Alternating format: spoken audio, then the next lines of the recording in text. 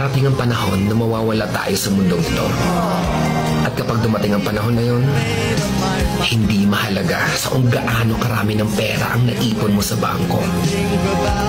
Hindi rin mahalaga sa kung gaano ka successful sa trabaho or sa business mo. At lalong hindi mahalaga sa kung gaano kaganda ng mukha at ng katawan mo. Dahil ang mahalaga pagdating ng panahon na yun ay ang sagot sa tanong na naging masaya ka ba?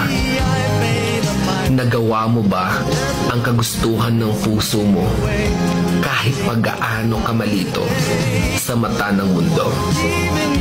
Dahil sa huli naman, ikaw naman magdadala ng mga memories na yon sa libingan mo. Hindi naman ang mga tao sa paligid mo. So make sure na bago pa dumating ang panahon na aalis na tayo sa mundong ito, siguraduhin mo sa sarili mo na magiging masaya ka at magagawa mo ang kagustuhan ng puso mo kahit pag-aano ka kontra ng mga tao sa mundo.